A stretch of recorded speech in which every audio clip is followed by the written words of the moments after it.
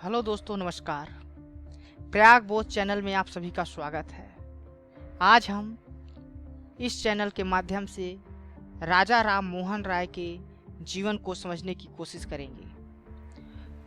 महान समाज सुधारक, ब्रह्म समाज के संस्थापक, बंगाल में नव जागरण युग के प्रणेता राजा राम मोहन राय का जन्म 22 मई 1772 में राधानगर नामक बंगाल के एक गांव में हुआ था।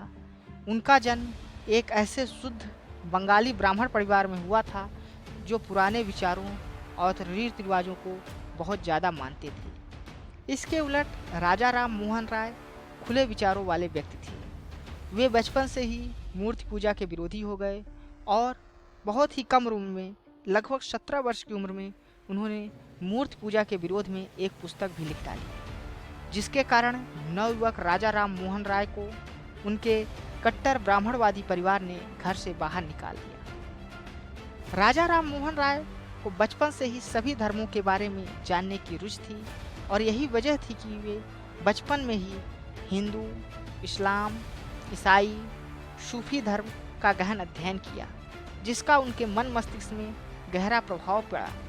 वे अंग्रेजी भाषा और सभ्यता से काफ़ी प्रभावित थे।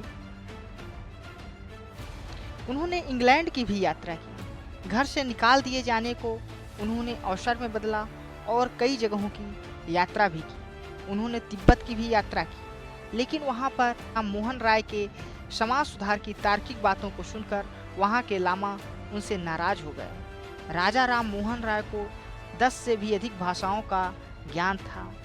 उसमें शामिल थी उर्दू, हिंदी, बांग्ला, संस्कृत, अरेबिक, पर्शियन, अंग्रेजी, ग्रीक, फ्रेंच, हिब्रू। राजा राम मोहन राय के बारे में रविन्द्रनाथ टैगोर कहते हैं कि वे भारतीय इतिहास के दृढ़ता में एक चमकता सितारा है। राजा राम मोहन राय ने हिंदू धर्म और दर्शन पर कई पुस्तकें भी लिखी हैं। उनमें हैं वेदांत ग्रंथ और वेदांत सार, जिसको उन्होंने 1815 में लिखा था, ईशोपनिषद 1816 में, कठोपनिषद 1817 में, मुंडकोपनिषद 1817 में और कनोपनिषद 1828 में लिखा था।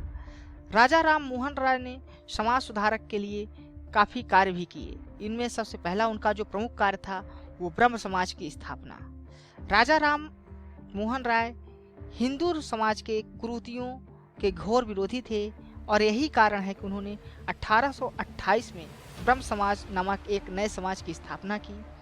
1805 में राजा राम मोहन राय ने अंग्रेजी ईस्ट इंडिया कंपनी की सेवा में सम्मिलित हुए और 1814 तक वे इस पद पर कार्य करे। नौकरी से अवकाश प्राप्त करने के बाद वे कलकत्ता में स्थायी रूप से रहने लगे।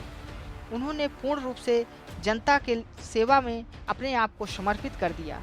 1814 में उन्होंने आत्मीय सभा को भी आरंभ किया। उन्हें राजा की उपाधि मुगल सम्राट के द्वारा प्राप्त हुई थी। राजा राम मोहन राय सभी धर्मों की मौलिक सत्यता और एकता में विश्वास रखते थे। यही कारण था कि मुसलमान उन्हें मुसलमान, ईसाई उन्हें ईसाई, अद्वैतवादी उन्हें अद्वैतवादी और हिंदू उन्हें वेदांती समझते थे। इसके अलावा राजा राम मोहन राय ने प्रेस की आज़ादी के लिए भी कड़ा संघर्ष किया। राजा राम मोहन राय ने फारसी भाषा में एक साप्ताहिक अखबार मिरात उल अखबार नाम से शुरू किया। यह भारत में पहला फारसी अखबार था। सरकार ने प्रेस की स्वतंत्रता पर प्रतिबंध लगाने के लिए अध्यादेश जारी किया तो राजा राम मोहन राय ने मिरात उल अखबार का प्रकाशन बंद कर दिया।